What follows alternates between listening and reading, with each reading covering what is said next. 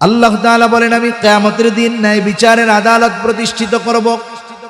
দুনিয়ার আদালত, দুনিয়ার বিচারালয়ে ন্যায় বিচার পাওয়া কঠিন, কিন্তু আল্লাহ তাআলা বলেন আমার আদালতে কারো উপরে অবিচার করা হবে না। ফালা তুযলামু নাফসুন শাইআ, কারো প্রতি সামান্য অবিচার করা হবে না, জুলুম করা হবে না। আল্লাহ তাআলা বলেন, ওয়া ইন কানা মিসকালা হাববাতিন মিন খারদালিন আতাইনা বিহা, কেউ যদি দুনিয়ায় সরিষা দানা পরিমাণ কোনো আমল করে থাকে, আল্লাহ তাআলা বলেন আতাইনা বিহা, ওই আমল সহকারে আমি তাকে হাজির করব। শুধু হাজির করব তা নয়, ওই আমল করনেওয়ালার হিসাবও আমি আল্লাহ গ্রহণ করব। এত মানুষের হিসাব আল্লাহ তাআলা কিভাবে নেবেন? আল্লাহ বলেন চিন্তার কারণ নাই, কাফা বিনা হাসিবিন, হিসাব নেওয়ার জন্য আমি আল্লাহই যথেষ্ট। আল্লাহ তাআলা কোরআনুল কারীমের এক জায়গায় বললেন সন্তান সম্পদ দুনিয়ার অলংকার। আবার কোরআনুল কারীমের আর এক জায়গায় এই দুইটার ব্যাপারে আল্লাহ তাআলা বলেন, ইন্নামা আমওয়ালুকুম ওয়া আওলাদুকুম ফিতনাহ। আল্লাহ তাআলা বলেন মাল সন্তান এটা হলো পরীক্ষা। যেই জিনিসটাকে আল্লাহ তাআলা অলংকার হিসাবে অভিহিত করেছেন, ওই জিনিস দুইটাকে আবার আল্লাহ তাআলা বলতেছেন পরীক্ষা। কেন? কারণ এই দুনিয়াতে যেই দম্পতির সন্তান নাই, যেই স্বামী স্ত্রীর সন্তান নাই, নিঃসন্তান, তাদের জিজ্ঞাসা করবেন, তাদের কাছে মনে হবে এই দুনিয়াটাই বৃথা। আবার যার একেবারে মাল নাই, নিঃস্ব, তাকে জিজ্ঞাসা করবেন, তার মনে হবে যে আমি এই দুনিয়াতে বেঁচে থাকাটাই বোঝা, আমার কোনো সম্পদ নাই। এই জন্য দুনিয়ায় সন্তানেরও দরকার, সম্পদেরও দরকার। আল্লাহ তাআলা অনেক সময় এই দুই নিয়ামত অনেককে দিয়ে পরীক্ষা করেন, না দিয়েও আল্লাহ তাআলা পরীক্ষা করেন। আবার আল্লাহ তাআলা দেখতে চায় সন্তান নামক নিয়ামত পেয়ে আমি আল্লাহকে ভুলে যায় কিনা। সন্তান নামক এই নিয়ামত পেয়ে আমি আল্লাহর সাথে নাফরমানি করে কিনা। সন্তানের মায়ায় সন্তানকে ভালোবাসতে গিয়ে আমি আল্লাহ তাআলার ভালোবাসা থেকে দূরে সরে যায় কিনা। সম্পদ দিয়া দেখি, মাল পেয়ে আমি আল্লাহ তাআলাকে ভুলে যায় কিনা। এই জন্য এই দুইটা যেমন আল্লাহ তাআলার পক্ষ থেকে নিয়ামত, আবার এই দুইটা জিনিস আল্লাহ তাআলার পক্ষ থেকে আমাদের জন্য পরীক্ষা। এজন্য ইসলাম এই দুইটা জিনিসের যথাযথ ব্যবহারের পদ্ধতি আমাদের শিক্ষা দিয়েছেন। এই দুই নেয়ামত যিনি পেয়েছেন, এই নেয়ামতগুলো দিয়ে দুনিয়ায় উনি কি করবেন, কি করলে এই নেয়ামত তার দুনিয়া আখিরাতের কাজে আসবে, আর কি না করলে এই দুই নেয়ামত তার জন্য পরীক্ষায় পরিণত হবে, হয়তো আখিরাতে, দুনিয়ায় আখিরাতে তার ক্ষতির কারণ হয়ে দাঁড়াবে। এজন্য এই সন্তান দামি এক নেয়ামত। আমাদের উচিত আমাদের সন্তানগুলোকে সম্পদে পরিণত করা, সম্পদ। আর পৃথিবীর অনেক মানুষ চিন্তা করে আল্লাহ তাআলা সন্তান দিছে কেন? চিন্তা করে কোনো মতো লেখাপড়া শিখাইয়া যদি বিদেশে পাঠাইয়া দিতে পারি, অথবা কোনো ব্যবসা ধরাইয়া দিতে পারি, অথবা যদি কোনো চাকরি কোনো মতে দিয়া দিতে পারি, আমি যখন বুড়া হব ও ইনকাম করবে আর আমি বসে বসে খামো, আমার কোনো টেনশন নাই। আল্লাহ তাআলা কি এই জন্যই শুধু সন্তান দিছে নাকি? সন্তান দেয় নাই এই জন্য। আসল ব্যাপার হলো অনেকে সন্তানকে মোটামুটি একটা এটিএম বুথ মনে করে। এটিএম বুথ চিনেন তো? এরকম একটা বাক্সর মধ্যে থাকে মতো, এর মধ্যে কি থাকে কোন তো? টাকা থাকে। কার্ড পাঞ্চ করে, পিনকোড দেয়, পরিমাণ লেখে, টাকা যদি থাকে পটপট করে বাইরে হয়ে আসে। কি সুন্দর একটা আওয়াজ হয়, তাই না? টাকা বের হওয়ার সময়। যাক, এই আওয়াজটা কিন্তু টাকা গোনার আওয়াজ না, এটা একটা মিউজিক দেওয়া আছে, মানে একটা সাউন্ড এক্সট্রা ভাবে দেওয়া, যাতে এই আওয়াজটা শুইনা বারবার শুনতে মন চায়, আর আমি আপনি জানি ব্যাংকে খালি টাকা রাখি, এর লাইগা দিছে। ওইটা টাকা গোনার আওয়াজ না, ওইটা আলাদা একটা মাইক্রোফোন দিয়ে ওই আওয়াজটা রেকর্ডিং করা আছে। টাকা আসার আগে আপনারে আমারে শোনায় যে দেখেন এই যে কত সুন্দর করে গুনতেছি পটপট করে। তো অনেকে মনে করে সন্তান হলো এই এটিএম বুথ, বুড়াকালে যখনই টাকা দরকার পাঞ্চ করব আর টাকা বেরোয় চলে আসবে। এই চিন্তা করে যারা সন্তান গড়ে তুলতেছে এরা বড্ড ভুলের মধ্যে আছে। হয়তো দুনিয়ায় কিছু এটিএম বুথের কাজ হইতে পারে, কিন্তু আখেরাতে ধরা পড়ে যেতে হবে। এজন্য সন্তানকে মূলত এমন সম্পদে পরিণত করা দরকার, যেই সম্পদ আমার দুনিয়া এবং আখেরাত উভয় জাহানে কাজে লাগবে। ঠিক কিনা বলেন? ওইটা দুনিয়ায়ও কাজে লাগতে হবে, আখেরাতেও কাজে লাগতে হবে। দুনিয়ার অনেক মানুষ আছে সন্তানদেরকে জাগতিক শিক্ষায় উচ্চ শিক্ষিত করেছে। অনেকে তো গর্বের সাথে এমন কথা বলে যে আমার জীবনের সর্বস্ব ত্যাগ করে আমি আমার সন্তানদেরকে ইঞ্জিনিয়ার বানিয়েছি, উকিল বানিয়েছি, বড় জজ আমার ছেলে বিদেশে প্রতিষ্ঠিত হয়ে গেছে। এইরকম ভাবে অনেকে সন্তানের ক্ষেত্রে খুব প্রশংসা করে। আবার জীবনের শেষ সময় দেখা যায় কি হয়, নিজের সব সম্পদ ব্যয় করে যেই সন্তানটাকে জাগতিক লাইনে উচ্চ শিক্ষিত করে তুলেছিলেন, ওই সন্তানটার ঢাকায় 5 তলা 10 তলা বাড়ি আছে। আফসোস, যেই লোক সব সম্পদ ব্যয় করে সন্তানকে সম্পদ উপার্জনের রাস্তা চিনিয়ে দিলেন, পড়ন্ত হায়াতে এসে ওই সন্তানের 10 তলা বিল্ডিং এর গাছতলায়ও জায়গা হয় না। ঠিক কিনা বলেন? এজন্য সন্তানদেরকে আমাদের গড়ে তুলতে হবে যথাযথ নিয়ম নীতির মাধ্যমে। এজন্য সন্তানদের আমরা কিভাবে গড়ে তুলতে পারি, মানুষ কিভাবে করে তুলতে পারি, সম্পদ কিভাবে বানাতে পারি, এই চেষ্টা আমাদের করতে হবে। মনে করেন আমি যদি আপনার সন্তানকে দিনদার, মুত্তাকি, পরহেজগার হিসাবে গড়ে তুলতে পারি, মনে করেন ওরে উচ্চ শিক্ষিত বানাতে পারলাম না, কিন্তু ও বাস্তবে মুসলিম হয়েছে, মানুষ হয়েছে, মানুষ। এখন কি হবে? ও যদি রিক্সাও চালায়, দেখবেন বুড়াকালে ওর মা বাবাকে সে বোঝা মনে করবে না, বরং রিক্সা চালিয়ে রক্তকে পানি বানিয়ে হলেও মা বাবার সন্তুষ্টি অর্জনের চেষ্টা সে করবে। ঠিক কিনা কন? এজন্য সন্তানদের আমরা সম্পদে পরিণত করব। কিসে? জোরে বলেন না। সম্পদে, সম্পদে পরিণত করব আমরা। এখন কোন কাজগুলো করলে সন্তান সম্পদে পরিণত হবে, এই কথাগুলো বলার ইচ্ছা পোষণ করেছি। এই নিয়তেই সূরা লোকমান থেকে একটা আয়াত যদিও তিলাওয়াত করেছি, তবে সামনের কয়েকটা আয়াতকে সামনে রেখেও আল্লাহ তাআলা যদি চায় আমি আপনাদের সাথে কিছু মুযাকারা করব, আলোচনা করব ইনশাআল্লাহ। আল্লাহ তৌফিক দান করেন, সকলে বলি আমিন। যেই সূরা থেকে তিলাওয়াত করেছি, সূরার নাম হলো সূরা লোকমান। হযরত লোকমান তার সন্তানদেরকে কিছু উপদেশ দিয়েছেন, প্যারেন্টিং করেছেন, সন্তানদেরকে কিছু নির্দেশনা দিয়েছেন। এই নির্দেশনাগুলো আল্লাহ তাআলার কাছে খুব পছন্দ হয়েছে। আল্লাহ তাআলা যদি চাইতেন হযরত লোকমানের নাম উল্লেখ না করে শুধু তার বলা নসিহতগুলোকে কোরআনে উল্লেখ করতে পারতেন, কিন্তু আল্লাহ তাআলা শুধু হযরত লোকমানের সন্তানদের করা উপদেশগুলোর কথাই বলেছেন এমন নয়, বরং ওনার নামটা উল্লেখ করেছেন স্বতন্ত্রভাবে। ওনার নামে একটা সূরাও নাজিল হয়েছে, সুবহানাল্লাহ। সূরার নাম সূরা লোকমান। কেন? কারণ হলো অনেক সময় ব্যক্তির পরিচয়ের কারণে মানুষের আগ্রহ বাড়ে।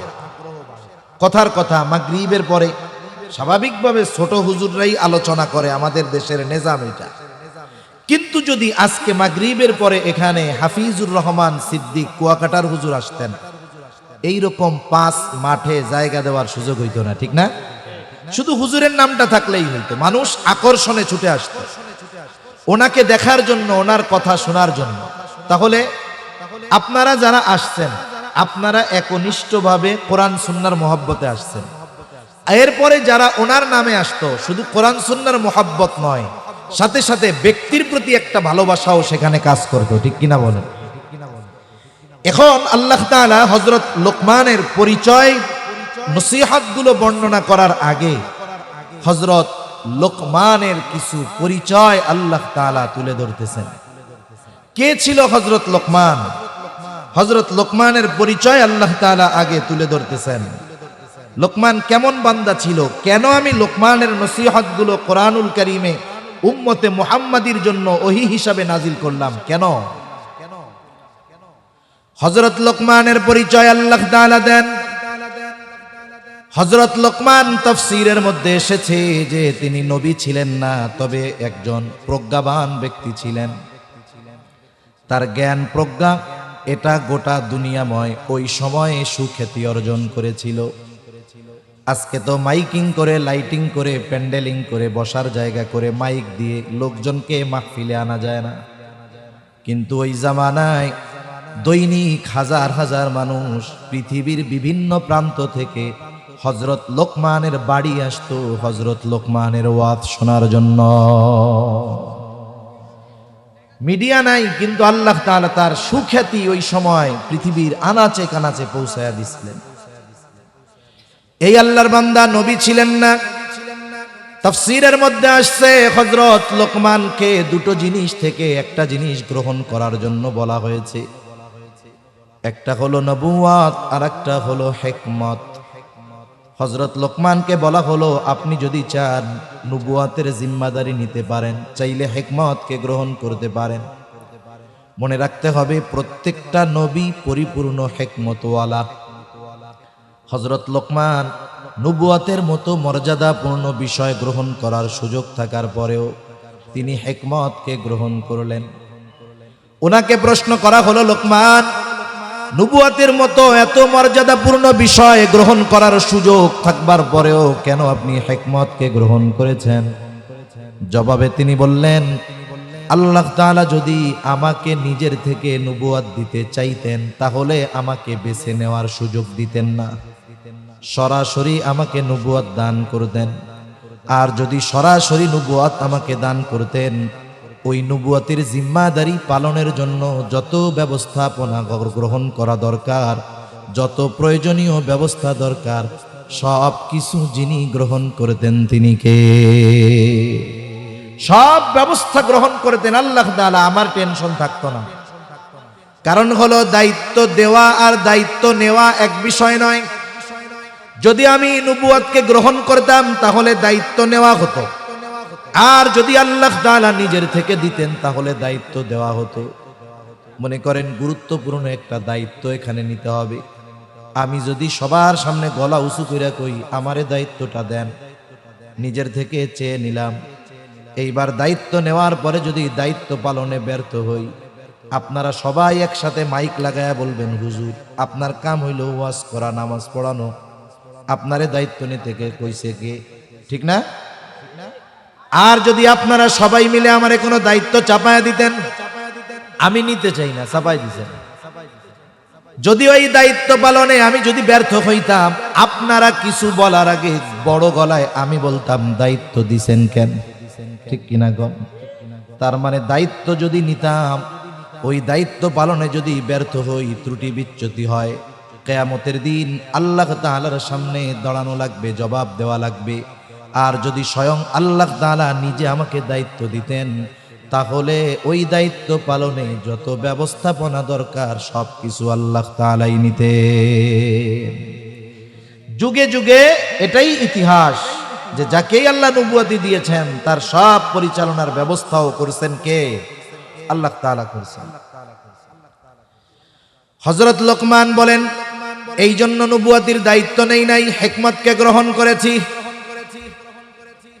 হযরত লোকমান যখন গোটা বিশ্বব্যাপী প্রসিদ্ধি লাভ করেছেন, ওয়াজ করতেছেন বাড়ির সামনে, প্রতিদিন হাজার হাজার মানুষ আসে।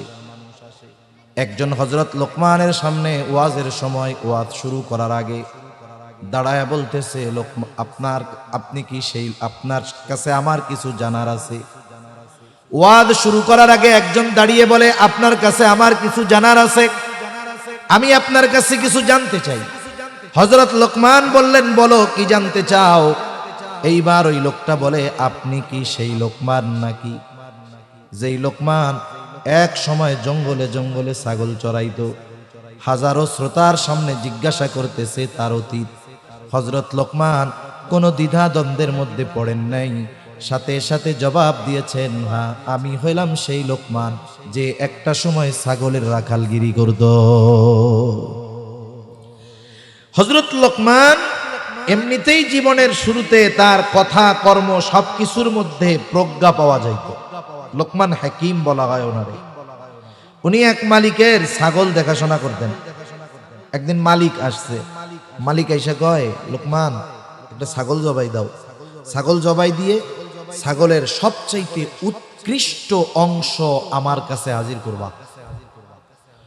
হযরত লোকমান একটা ছাগল জবাই করলেন। ছাগল জবাই করবার পর জিহ্বা আর হৃৎপিণ্ড এই দুইটা অংশ মালিকের সামনে নিয়ে আসছে। বলে, মালিক, এই দুটো অংশ হলো সবচাইতে উৎকৃষ্ট অংশ।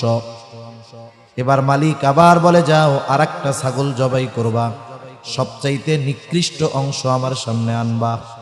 এইবার ছাগল একটা জবাই করে আবার জিহ্বা আর হৃৎপিণ্ড এই দুইটা অংশ নিয়ে হাজির। আনতে বলছে সর্বোৎকৃষ্ট অংশ, এনেছে এই দুইটা। আনতে বলছে সবচাইতে নিকৃষ্ট অংশ, আনছে এই দুইটা। মালিক বলে, ও লোকমান, তুমি কি আমার সাথে মজা করো? উৎকৃষ্ট অংশ আনতে বললাম, এই দুইটা আনছো। নিকৃষ্ট অংশ আনতে বললাম, এই দুইটাই আনছো। এইবার মালিকের কথার জবাবে হযরত লোকমান বলে, মালিক, যার এই দুইটা ভালো হয়ে যায় সে সবচাইতে উৎকৃষ্ট হয়ে যায়, আর যার এই দুইটা খারাপ হয়ে যায় সে সবচাইতে নিকৃষ্ট হয়ে যায়। অন্তর আর জবান যার ভালো, ও দেখতে কালো হলেও ভালো। অন্তর আর জবান যার খারাপ, ও দেখতে যত সুন্দর হোক আসলে ওইটা খারাপ। ঠিক কিনা বলেন? এই যে কথা কাজের মধ্যে হিকমত পাওয়া যাইত, প্রজ্ঞা নিহিত ছিল তার কথার মধ্যে। এখন ওই ব্যক্তি দাঁড়িয়ে জিজ্ঞাসা করে, সেই লোকমান? বলে, হ্যাঁ আমি সেই লোকমান। এত সম্মান মর্যাদার অধিকারী তুমি কেমনে হলে? হযরত লোকমান কয়েকটা বিষয়ের কথা বলেছে। এর মধ্যে একটা হইল, আমি সব সময় সত্য কথা বলেছি, অহেতুক কথাবার্তা বলি নাই, অহেতুক মজলিসে সময় কাটাই নাই। এই ধরনের কয়েকটা বিষয় উল্লেখ করে হযরত লোকমান বলেন, শুধুমাত্র এই সমস্ত কারণেই হয়তো আল্লাহ তাআলা আমাকে এমন মর্যাদা প্রদান করেছে। মর্যাদা কত যে হযরত লোকমানের প্রশংসা আল্লাহ তাআলা কোরআনে করছে। সুবহানাল্লাহ বলেন। আমাদের সমাজে কিছু মানুষ আছে, দেখা যাবে 10 বছর আগে কিছুই ছিল না, পায়ে দেওয়ার জুতাও ছিল না, 10 বছর পরে অনেক টাকার মালিক। আছে না এরকম অনেক মানুষ? আছে। এখন মনে করেন যখন টাকা পয়সার মালিক হয়ে যায়, অনেক মানুষ অতীতকে ভুলে যায়। এখন বন্ধু বান্ধব সব মিলিয়নার বিলিয়নার পাশে বসা, গ্রাম থেকে একজন গিয়া ওই লোকরে বলতেছে, হায় রে, 20 বছর আগে তোমারে আমি কত ভাত খাওয়াইছি, তোমার পরিবার ভাত খাইতে পারতো না। এই যে তার অতীতের অভাবের কথা যখন কোটিপতি বন্ধুদের সামনে বলে, ওর মেজাজটা গরম হয়ে যায়, দাঁত কিটমিট করে, এই মিয়া, আমার 14 গোষ্ঠী আগের থেকেই ধনী ছিল, যান কোত্থেকে আসতেন আপনি এখানে। এই ব্যক্তি তার অতীতকে অস্বীকার করে। মনে রাখতে হবে, অতীতের কষ্ট এগুলো যারা অস্বীকার করে আসলে এরা নাশকরগুজার। ঠিক কিনা বলেন? আবার কত মানুষ আছে, আপনি যখন তার অতীতের কষ্টের কথা স্মরণ করায়া দিবেন, মানুষের সামনে হোক, যে আপনার 10 বছর আগে আপনি খাইতে পারতেন না, তখন সে আল্লাহর কৃতজ্ঞতা প্রকাশ করে বলবে, আলহামদুলিল্লাহ, এক সময় আমি খাইতে পারতাম না, আলহামদুলিল্লাহ, আল্লাহ আমার উসিলায় এখন হাজার হাজার পরিবারে খাওয়ায়, আলহামদুলিল্লাহ। এই লোক তার অতীতকে অস্বীকার করে না, অতীতের কথা কেউ স্মরণ করিয়ে দিলে অহংকার করে না। এই ধরনের মানুষ আসলেও শুকরগুজার মানুষ। ঠিক কিনা বলেন? এজন্য আল্লাহ তাআলার কাছে শুকরগুজার বান্দা খুব প্রিয়। হযরত লোকমান যতগুলো গুণ তার মধ্যে ছিল, অন্যতম একটি গুণ ছিল তিনি শুকরগুজার বান্দা ছিলেন। বিশ্বব্যাপী খ্যাতি অর্জন করার পরেও ছাগল চরানোর ইতিহাস তিনি ভুলে যান নাই। এই জন্য আল্লাহ তাআলা স্পেশাল ভাবে হযরত লোকমানের এই গুণের প্রশংসা করে বলেন, ওয়ালাকাদ আতাইনা লুকমানাল হিকমাতা আনিশকুর লিল্লাহ। আল্লাহ তাআলা বলেন, আমি হযরত লোকমানকে হিকমত প্রদান করেছি। আনিশকুর লিল্লাহ, যেন সে কৃতজ্ঞ বান্দা হয়, আল্লাহ তাআলার কৃতজ্ঞতা প্রকাশ করে। বুজুর্গানে দিন বলেন বিষয়টা হলো এইরকম যে আমি হযরত লোকমানকে হিকমত প্রদান করেছি, শুধু তাই না, এত হিকমত এত জ্ঞানের অধিকারী হয়েও সে অহংকারী হয় নাই, বরং সে আমি আল্লাহর শুকরগুজার বান্দাদের মধ্যে অন্যতম। মানুষ কিছু কিছু বিষয় নিয়ে গর্ব করে, অহংকার করে, ফখর করে, এর মধ্যে একটা হলো তার জ্ঞান নিয়ে। অনেক সময় মানুষ ইলমের কারণে অহংকার করে, অনেক সময় মানুষ অনেক উচ্চ শিক্ষায় শিক্ষিত হলে অহংকার করে, জ্ঞানের অহংকার, ইলমের অহংকার, এটা খুব জঘন্য অহংকার। কিন্তু হযরত লোকমান এত জ্ঞানের অধিকারী হয়েও অহংকারী ছিলেন না, বরং আল্লাহ তাআলা জানিয়ে দেন সে আমার শুকরগুজার বান্দা ছিল। সুবহানাল্লাহ। এখন আমরাও দুনিয়াতে অনেক নিয়ামত ভোগ করি, আমরা যদি আল্লাহ তাআলার শুকরগুজার বান্দা হই, কৃতজ্ঞতা প্রকাশ করি, তাহলে আমাদের লাভ নাই, লাভ হইল আল্লাহ তাআলার, নাকি? এই জন্য আল্লাহ তাআলা আমাদের জানিয়ে দেন ওয়ামাই ইয়াশকুর ফাইন্নামা ইয়াশকুরু লিনাফসিহি, যে আল্লাহ তাআলার শুকর করে, কৃতজ্ঞতা প্রকাশ করে, এইটা লাভ তার হয়, সে এটা নিজের জন্যই করে। কারণ নিয়ামত পাওয়ার পর নিয়ামত পেয়ে অহংকারী না হয়ে যদি কেউ শুকরগুজার হয়, তার জন্য নিয়ামতকে আরো বহু গুণে বাড়িয়ে দেন কে? এই জন্য আল্লাহ রাব্বুল আলামিন কোরআনুল কারীমের মধ্যে বলেন লাইন শাকারতুম লাযীদান্নাকুম ওয়া লাইন কাফারতুম ইন্না আযাবী লাশাদীদ। আল্লাহ তাআলা বলেন লাইন শাকারতুম লাযীদান্নাকুম, তোমরা যদি নিয়ামতের কৃতজ্ঞতা প্রকাশ করো, আল্লাহ তাআলা বলেন লাযীদান্নাকুম, আমি অবশ্যই অবশ্যই তোমাদের জন্য নিয়ামত আরো বাড়ায়া দিব। সুবহানাল্লাহ। আবার যদি তোমরা নিয়ামতের নাশুকরি করো, বুজুর্গানে দিন বলেন যখন কোন বান্দা কোন নিয়ামত পাবার পর নিয়ামতের নাশুকরি করে, আল্লাহ তাআলা এই দুনিয়াতে তার ওই নিয়ামতকে ছিনায় নেয়। তাহলে নাশুকরগুজার যারা, দুনিয়ায় প্রথম শাস্তি হইল আল্লাহ তাআলা নিয়ামত ছিনায় নেয়, সাথে সাথে পরকালে কি আছে আল্লাহ তাআলা বলেন ওয়ালা ইন কাফারতুম ইন্না আযাবী লাশাদীদ। আর যারা কুফরি করে, আর যারা নাশকরি করে, আল্লাহ তাআলা জানিয়ে দেন যে আমার আযাব বড় কঠিন। তার মানে নাশকরগুজার যারা, তাদের জন্য আল্লাহ তাআলা শাস্তি প্রস্তুত করে রেখেছে। এজন্য আমরা শুকরগুজার বান্দা হব। কি বান্দা হব জোরে বলেন?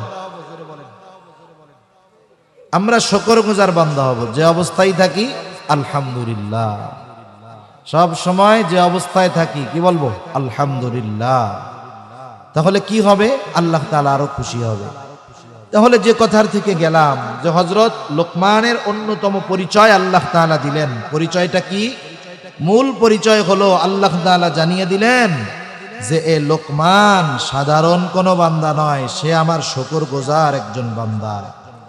আর সাথে সাথে এটা জানায় দিয়েছেন যে তোমরা যদি কৃতজ্ঞতা প্রকাশ করো লাভ তোমাদের, আর যদি কৃতজ্ঞতা প্রকাশ না করো, কুফরি করো, নাশুকরি করো, আমি আল্লাহর কোনো ক্ষতি নাই।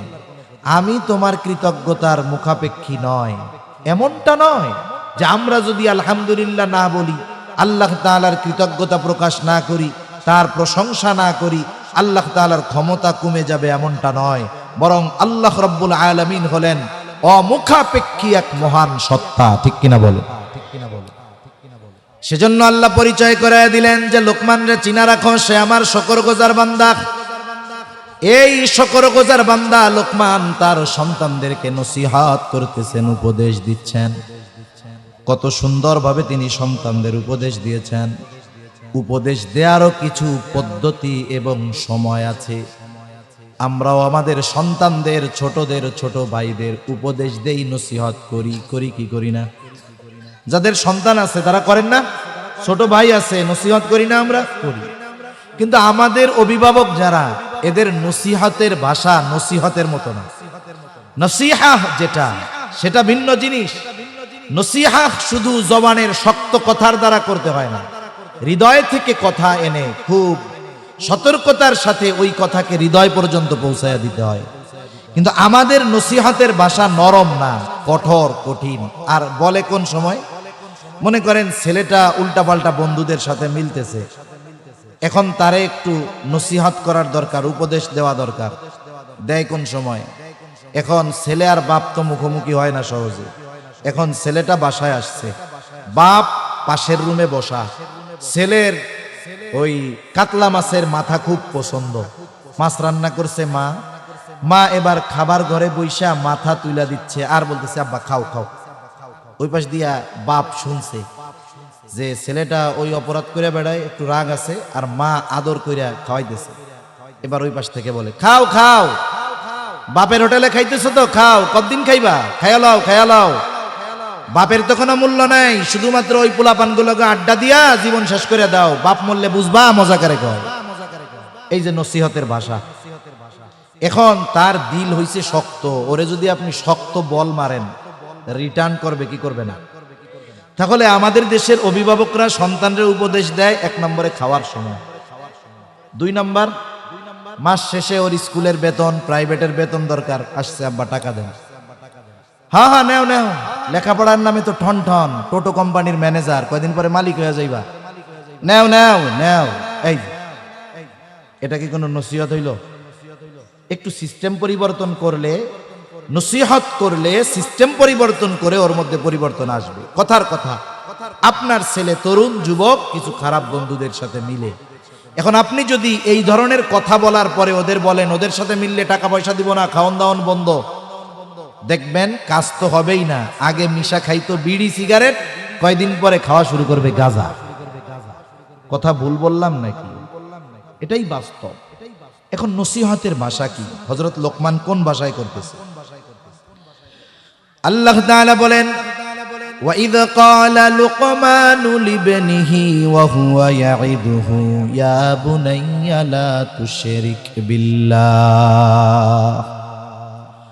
হযরত লোকমান তার সন্তানকে সবচাইতে বড় উপদেশ দিচ্ছে আল্লাহ তাআলার সাথে শিরিক না করার ব্যাপারে, আল্লাহ তাআলার একত্ববাদের ব্যাপারে সন্তানকে উপদেশ দিচ্ছে, নসিহত করতেছে। মুফাসসিরিনে কেরাম বলেন এখানে দুটো বিষয় হতে পারে।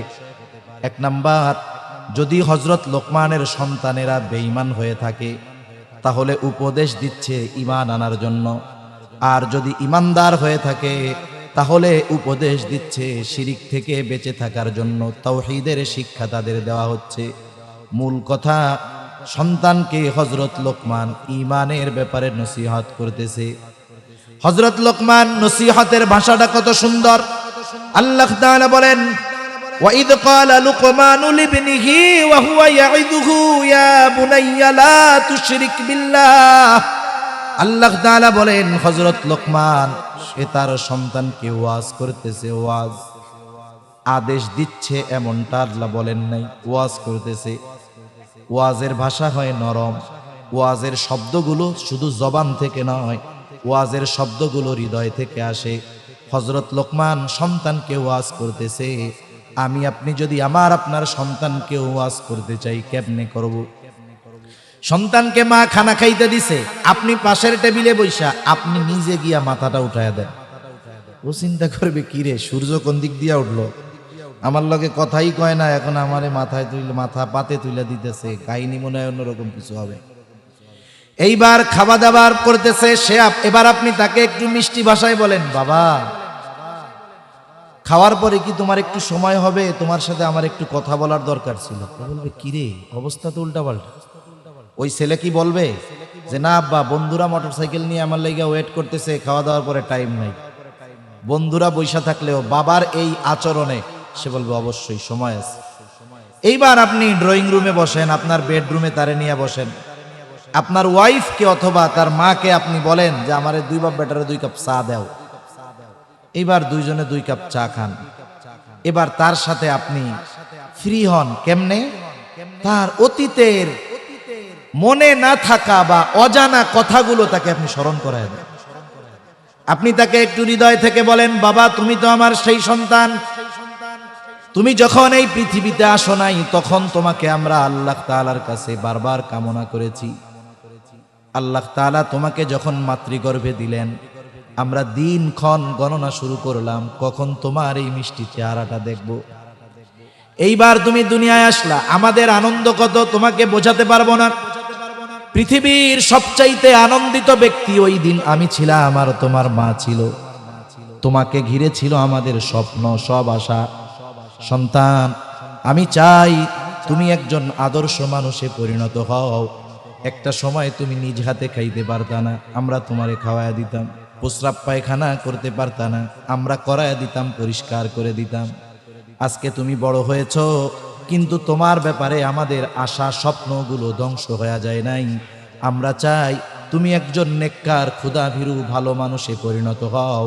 তবে তুমি যাদের সাথে মিশতেছো, যাদের সঙ্গ গ্রহণ করতেছো, সন্তান, আমার তো বড় ভয় হয় হয়তো আমাদের আশাগুলো নিমেষেই ধূলিসাৎ হয়ে যাবে। এখন কোন আপনি এইভাবে যদি 5টা মিনিট তার জন্য ব্যয় করেন, বলেন তো কাজ হবে না? হবে না। আর যদি ধমক দিয়ে এখন দেখবেন যে ওই যে উল্টা অ্যাকশন রিয়াকশন কাজ করবে। নসিহতের ভাষা এরকম হইতে হয়। হযরত লোকমান সন্তানকে ওয়াজ করতেছে, ওয়াজ আসে দিল থেকে, আর ওয়াজ করতেছে কি বইলা? ইয়া বুনাইয়া, হে আমার সন্তান। নাম ধরে উল্লেখ করে নাই। অনেক সময় মানুষ নাম বলার চাইতে তার পদ ধরে বা তার উপাধি ধরে ডাকলে খুশি বেশি হয়, ঠিক কিনা বলেন? সন্তান, এটা লোকমান আলাইহিস সালামের সন্তান। উনি বলেন নাই যে নাম ধরে, বলছে ও আমার সন্তান। হযরত লোকমান হৃদয় থেকে ডাক দিয়ে বলতেছে, ও আমার বৎস, আমার সন্তান, ও আমার কলিজার টুকরা সন্তান, লা তুশরিক বিল্লাহ, আল্লাহ তাআলার সাথে তুমি শিরিক কইরো না। ঈমানের শিক্ষা দিচ্ছে হযরত লোকমান তার সন্তানকে। কেন শিরিক করবা না? ইন্নাশ শিরকা লাযুলমুন আযীম, শিরক হলো মহা জুলুম, মহা অন্যায়। আর আল্লাহ তাআলাও জানায় দেন, একটা মানুষ নামাজ পড়তে পারে নাই, রোজা রাখতে পারে নাই, হজ করতে পারে নাই, যাকাত দিতে পারে নাই, আল্লাহর হক নষ্ট করেছে, কিন্তু সে শিরিক করে নাই। আল্লাহ তাআলা যদি চায় তার সব গুনাহগুলো মাফ করে তাকে জান্নাত দিয়ে দিতে পারেন কি পারেন না? কিন্তু যদি কেউ শিরিক করে, তাওবা না করে, আল্লাহ তাআলা বলেন, ইন্নাল্লাহা লা ইয়াগফিরু আন ইউশরাকা বিহি ওয়া ইয়াগফিরু মা দুনা যালিকা লিমান ইয়াশা। শিরিক ব্যতীত অন্যান্য যত অন্যায় আছে আল্লাহ তাআলা চাইলে মাফ করে দিবেন, কিন্তু শিরিক করলে আল্লাহ মাফ করবেন না। শিরককে আল্লাহ তাআলা বলেছেন শুধু জুলুম নয়, মহা জুলুম। জুলুম আর মহা জুলুমের পার্থক্যটা কি? বলে জুলুম হলো সবল কর্তৃক দুর্বলের উপরে অবিচার করা। একজন প্রভাবশালী শক্তিশালী ব্যক্তি যদি তার চাইতে দুর্বল কারো ব্যাপারে অন্যায় করে, অবিচার করে, এটা হলো জুলুম। আর মহা জুলুম কোনটা? বলে দুর্বল কর্তৃক সবলের উপরে অবিচার করা, এটা হলো মহা জুলুম। এখন দেখেন, আমরা আল্লাহ তাআলার তুলনায় আমাদের শক্তি কম্পেয়ার করারও সুযোগ নাই, কিছুই না, আমরা কিছুই না। আমরা যদি শিরিক করি তাহলে জুলুম করা হয় কার সাথে? আর এই কাজটা কি হয়? দুর্বল কর্তৃক সবলের ব্যাপারে অবিচার করা হয়, এটা হয় মহা জুলুম। এজন্য আল্লাহ তাআলা শিরককে মহা জুলুম বলে অভিহিত করেছেন। এজন্য সকল ধরনের শিরকি কর্মকাণ্ড থেকে আমাদের বাঁচতে তো হবেই, সাথে সাথে আমাদের সন্তানদেরকেও এই শিক্ষা দিতে হবে, তাওহীদের শিক্ষা, আল্লাহর একত্ববাদের শিক্ষা, ঠিক কিনা? আল্লাহ তাআলা এই কথা বলার পর আলাদাভাবে দুনিয়ার সন্তানদের ব্যাপারে একটা গুরুত্বপূর্ণ নসিহত করেছেন। মুফাসসিরিনে কেরাম বলেন এখানে উদ্দেশ্যটা কি? বলে হযরত লোকমান তার সন্তানদেরকে আল্লাহ তাআলার পরিচয় শিক্ষা দিচ্ছে, যিনি এমন এক মহান সত্তা, তার সাথে কারো শরীক করা যাবে না। এখানে হিকমতটা কি? কেমন যেন আল্লাহ তাআলাও বলতেছেন, দুনিয়ার যেই অভিভাবকেরা, পিতারা, মাতারা সন্তানদেরকে আমি আল্লাহর পরিচয় শিক্ষা দিবে, ওই সন্তানদের প্রতি আমি আল্লাহ নির্দেশ দিয়ে দিলাম, এই দুনিয়ার সন্তান, তোমরা তোমাদের ওই পিতামাতার সাথেও কখনো খারাপ আচরণ করতে পারবা না। সুবহান। এজন্য বার্ধক্যকালে যদি কেউ সন্তানের কাছে ভালো ব্যবহার আশা করে, জাগতিক শিক্ষায় উচ্চ শিক্ষিত করলে হবে না, বরং তাকে আল্লাহর সাথে পরিচয় করায়া দিতে হবে। ঠিক কিনা বলেন? ওই কথাগুলো যদি সময় হয় পরে বলবো। আমি আগে হযরত লোকমানের নসিহতগুলো আপনাদের সামনে একটু বইলা নেই।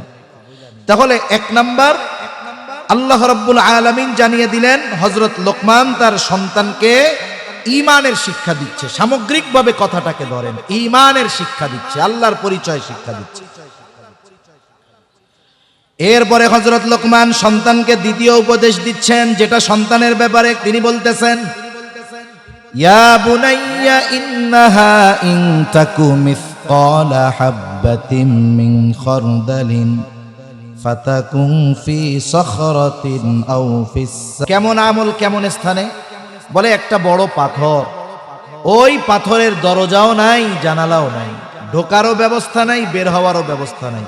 বলেন তো এমন জায়গায় কারো যাওয়ার সামর্থ্য আছে? কারো আছে সামর্থ্য যাওয়ার? এই অসম্ভব জায়গায়ও যদি কেউ পৌঁছায়া যাইতে পারে, ওই জায়গায় গিয়েও যদি কেউ সরিষা দানা পরিমাণ আমল করে, ওই আমলটা কেউ কিয়ামতের দিন হাজির করবেন কে? জোরে বলেন না কে?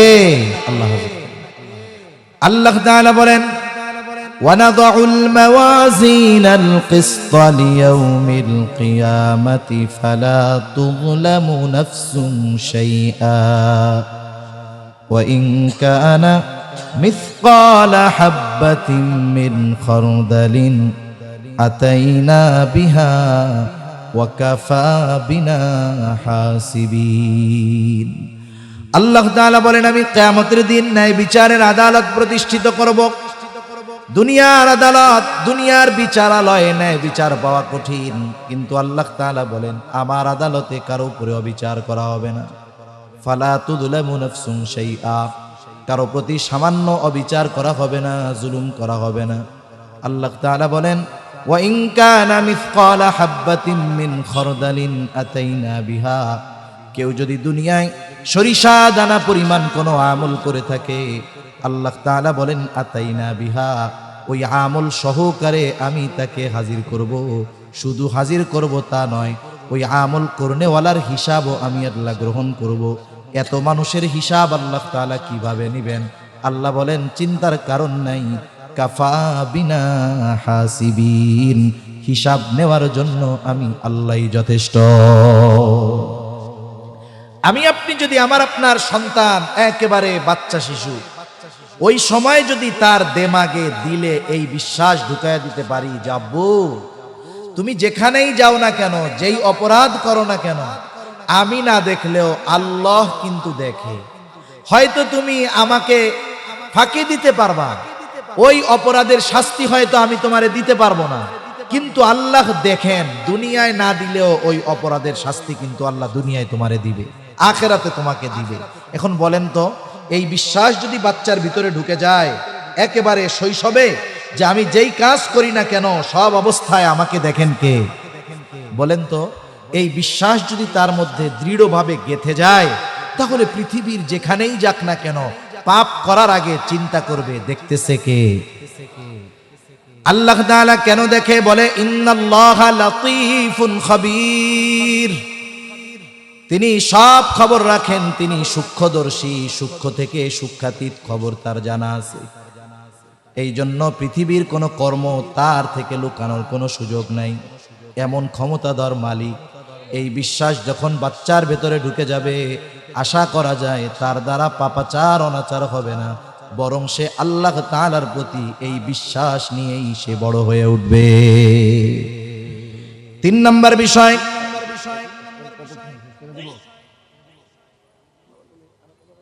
সপ্তাহ না, অন্যদিকে নামাজ শুরু হবে, এর আগে আপনাদের শেষ হয়ে যাবে, তাই তো? ঠিক আছে। এরপরে আল্লাহ রাব্বুল আলামিন জানান, ঈমানের পরে ঈমান আকীদা ঠিক, এরপরে সবচাইতে বড় ইবাদত কোনটা? জোরে কোন? জানেন না? জোরে বলেন না কি? নামাজ।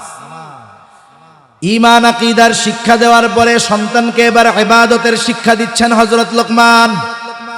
হযরত লোকমান সন্তানকে বলে, ইয়া বুনাইয়া আকিমিস সালাতা ওয়া'মুর বিল মা'রুফি ওয়ানহা আনিল মুনকার ওয়াসবির আলা মা আসাবাক ইন্না যালিকা মিন আজমিল উমুর। হযরত লোকমান এবার সন্তানকে বলতেছে, হে আমার বৎস, ইয়া বুনাইয়া আকিমিস সালাহ, হে আমার বৎস তুমি নামাজ কায়েম করো। নামাজ এটা হলো ব্যক্তিগত যত ইবাদত আছে সবচেয়ে বড় ইবাদত হলো নামাজ। আর সমষ্টিগত সামাজিক যত ইবাদত আছে এর মধ্যে সবচেয়ে বড় ইবাদত হলো মানুষকে ভালো কাজের আদেশ দেওয়া, সৎ কাজের নিষেধ করা। এই জন্য এই উম্মতের শ্রেষ্ঠত্ব তাহাজ্জুদ, নামাজ, দান সদকার কারণে না। এই উম্মতের মূলত শ্রেষ্ঠত্ব কেন? আল্লাহ তাআলা বলেন, কুনতুম খায়রা উম্মাতিন উখরিজাত লিন-নাসি তা'মুরুনা বিল মা'রুফি ওয়া তানহাউনা আনিল মুনকার ওয়া তু'মিনুনা বিল্লাহ।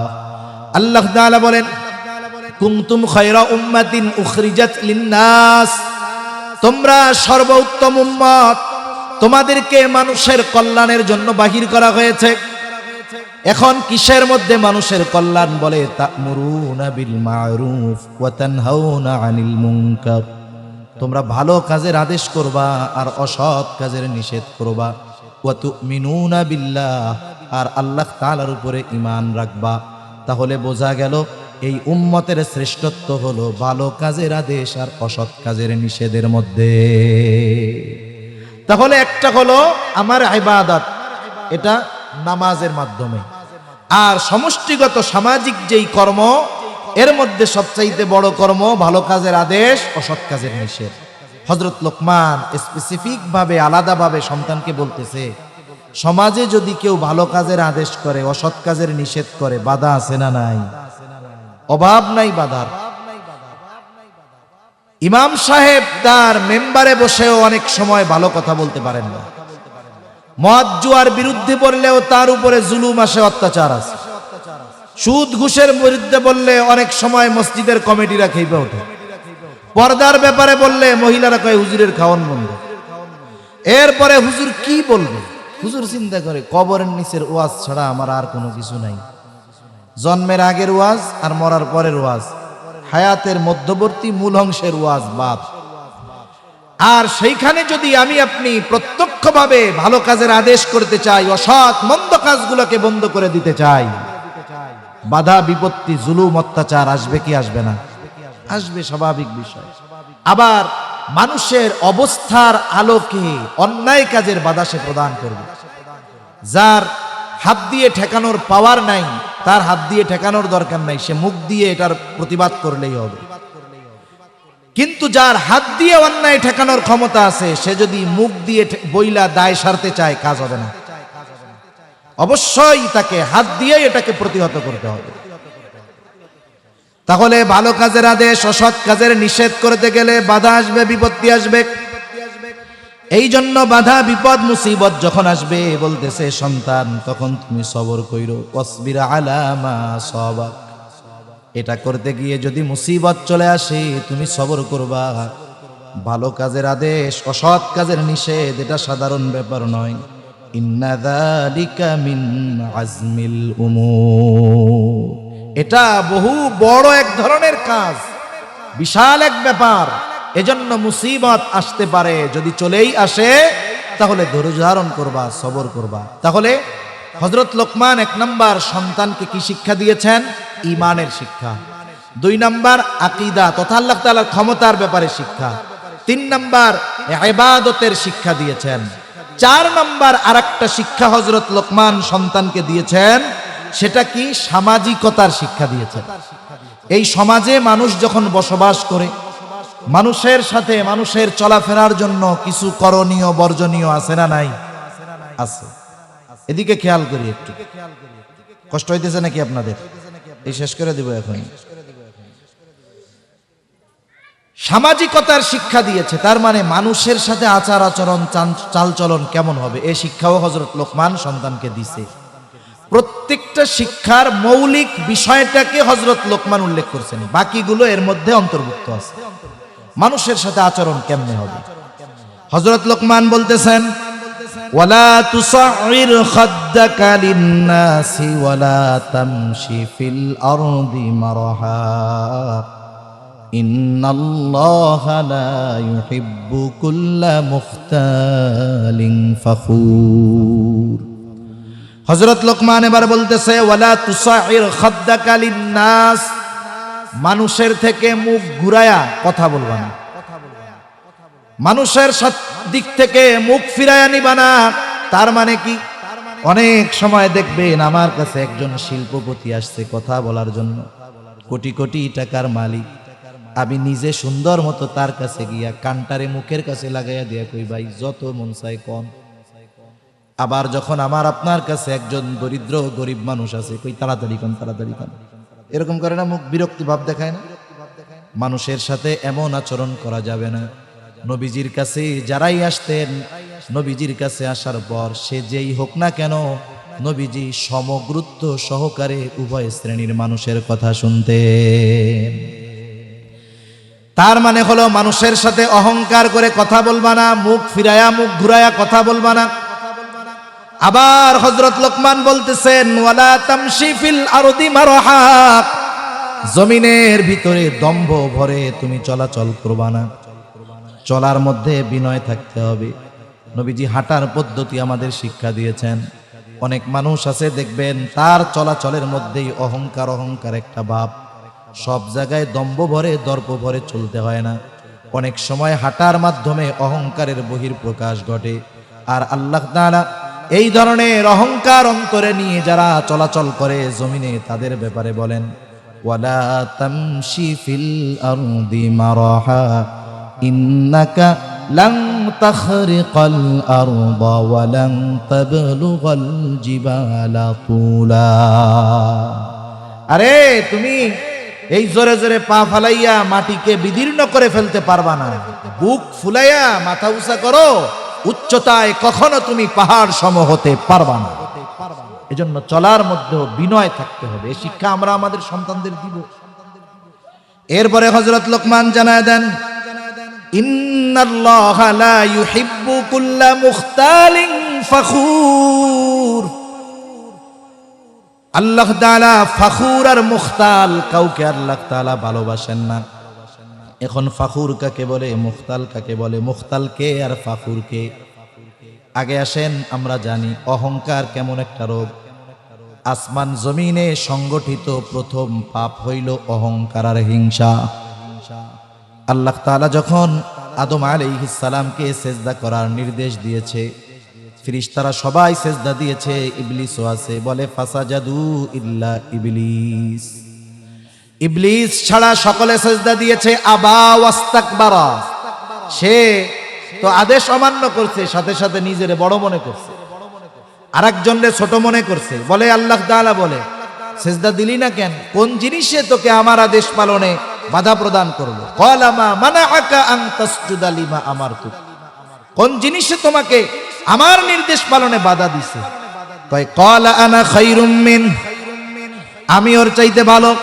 কেন ভালো? বলে খলাকতানি মিন নার ওয়া খলাকতাহু মিন তিন, আপনি আমাকে বানিয়েছেন আগুন দিয়ে, তাকে বানিয়েছেন মাটি দিয়ে। আগুনের চাইতে, মাটির চাইতে আগুনের পাওয়ার বেশি। আগুন শুধু উপরের দিকেই উঠে আর মাটি শুধু নিচের দিকে নামে। আরে আমার মৌলিক বস্তু হলো আগুন, আমি উপরের দিকেই না উঠবো, মাথা নিচা করে কেন ওরে সিজদা করব? তাহলে আসেন, এখানে শয়তান অহংকার করেছে, হিংসা করেছে। আর আমার আপনার নবী জানিয়ে দেন, লা ইয়াদখুলুল জান্নাতা মান কানা ফি কলবিহি মিসকালা হাববাতিন মিন কিবর। নবীজি বলেন, যার অন্তরের ভিতরে যাররা পরিমাণ অহংকার আছে, সে জান্নাতে প্রবেশ করতে পারবে না। অহংকার হলো আল্লাহ তাআলার চাদর। মানুষ অহংকার করার কিছুই নাই। আমার আপনার সৃষ্টির মূল কি? এটা যদি আমরা চিন্তা করি তাহলে নিজেকে নিজে বড় বাবার সুযোগ নাই, ঘৃণা করতে হবে। ঠিক কিনা কোন? এখন বলতেছে আল্লাহ তাআলা মুখতাল আর ফাখুর একটারেও পছন্দ করে। মুখতাল কে? মুখতাল হলো সে যে নিজে নিজেকে একা একা বড় মনে করে, অন্যর সাথে নিজেরে কম্পেয়ার করে না। মনে মনে ভাবে আমি বড় হুজুর, আমি বড় ওয়াইজ, আমি বড় আলেম, আমি বড় ধনী, আমি বড় ব্যবসায়ী। মানে একা একা নিজেকে যে বড় ভাবে সে হলো মুখতাল। কথা বুঝতে পারছেন? ফাখুরকে বলে আর একজনকে তুচ্ছ করে নিজেরে বড় মনে করে। দূর বেড়া, ওইটা কি হুজুর, ওর চেয়ে আমি বড় হুজুর। ওইটা কি শিক্ষিত, ওর চেয়ে আমি বড় শিক্ষিত। ও কি জানে বেড়া, আমি দুনিয়ার সব জানি। আর একজনকে তুচ্ছ করা, নিজেকে বড় মনে করা, এটা হলো ফাখুর। যার ভিতরে এই দুইটার একটা আছে তাকে আল্লাহ ভালোবাসেন না। এইবার হযরত লোকমান সন্তানকে শিক্ষা দিচ্ছে কেমনে হাঁটবা।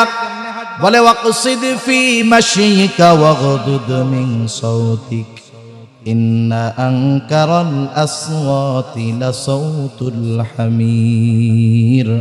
হযরত লোকমান বলতেছে সন্তান হাঁটবা কেমনে? বলে ওয়াকসিদ ফি মাশিকা ওয়াগদুদ মিন সাউতিক, হাঁটার ক্ষেত্রে মধ্যম পন্থা অবলম্বন করতে হবে। অতি দ্রুত পা জোরে জোরে ফেলে হাঁটা যাবে না, আবার ওই যে অমুসলিমদের মতো ধীরে ধীরেও হাঁটা যাবে না। মধ্যম পন্থা অবলম্বন করতে হবে। হাঁটার সুন্নাতটা কি? বলে রাস্তার ডান দিক দিয়ে হাঁটতে হবে। বুজুর্গানে দিন বলেন সমান রাস্তা যখন চলবে বলবে লা ইলাহা ইল্লাল্লাহ, উঁচুর দিকে যখন উঠবে বলবে আল্লাহু আকবার, নিচের দিকে যখন নামবে বলবে সুবহানাল্লাহ। আবার যখন হাঁটবে তখন নিচের দিকে তাকিয়ে হাঁটবে। আবার যখন রাস্তায় হাঁটার সময় যদি কোনো ময়লা টয়লা পায়, কষ্টদায়ক বস্তু থাকে, ফালায়া দিবে। কারণ ঈমানের যতগুলো স্তর আছে এর মধ্যে সর্বনিম্ন স্তর হলো রাস্তা থেকে কষ্টদায়ক বস্তু সরায়া দেওয়া। হাঁটার ক্ষেত্রে মধ্যম পন্থা অবলম্বন করতে হবে। ওয়াগদুদ মিন সাউতিক, কোনো কারণবিহীন কণ্ঠস্বরকে নিচু করতে হবে। অনেকে আছে দেখবেন কথা চলতেছে কোনো কারণ নাই, একজনের সাথে একজন কথা বলতেছে কারণ নাই, এই মিয়া আমারে চিনো, আমি কেডা, আমি কোন দলের নেতা, এরকম বলা লোক তো নাই আপনাদের এলাকায়। এই ধরনের বিনা কারণে কণ্ঠস্বর যারা উচ্চ করলো পাওয়ার দেখানোর জন্য, ও তো মনে করে গলাবাজি করে আমি বড় নেতা হয়ে গেছি। আল্লাহ তাআলা ওর এই উচ্চ আওয়াজকে গাধার আওয়াজের সাথে তুলনা করেছে। আল্লাহ কি বলেন? ইন্না আনকারাল আসওয়াত লাসাউতুল হামির, সবচাইতে নিকৃষ্ট অপছন্দ আওয়াজ হইল গাধার আওয়াজ। ওর আওয়াজে কোনো রসকস নাই, কর্কশতা, ওইটা শুনলেই বিরক্ত লাগে।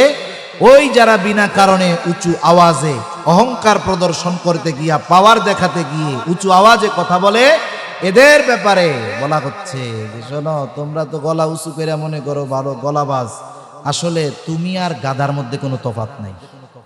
আমরা কইলে তো হুজুরে ধরবে, এজন্য আল্লাহ বইলা দিছে যে গলাবাজি যারা করে, বিনা কারণে উঁচু আওয়াজে কথা বলে, মানুষকে কষ্ট দেওয়ার জন্য বলে, এদের কণ্ঠস্বরকে গাধার আওয়াজের সাথে তুলনা করেছেন। সেজন্য হাঁটার ক্ষেত্রে মধ্যম পন্থা, বলার ক্ষেত্রে স্বাভাবিকভাবে কথা বলা। এই যে চারটি ধরনের কথা, ঈমানের শিক্ষা, 2 নাম্বার আকীদা বা কুদরত ক্ষমতার শিক্ষা, 3 নাম্বার ইবাদতের শিক্ষা, 4 নাম্বার সামাজিকতার শিক্ষা। এই শিক্ষাগুলোর আলোকে যদি আমরা আমাদের সন্তানদের গড়ে তুলি, সন্তান এটিএম বুথ হবে না, বরং প্রকৃত মানুষ হবে, দিনদার হবে, দুনিয়া আখেরাতে কল্যাণকর হবে, দুনিয়ার অলংকার হিসাবে পরিগণিত হবে, আখেরাত এবং দুনিয়ায় পিতা মাতার সম্মানের কারণ হবে। আল্লাহ সুবহানাহু ওয়া তাআলা আমাদের সবাইকে কথাগুলো বুঝবার তৌফিক দান করেন, আমিন। ওয়া আখিরু দাওয়ানা আনিল হামদুলিল্লাহি রাব্বিল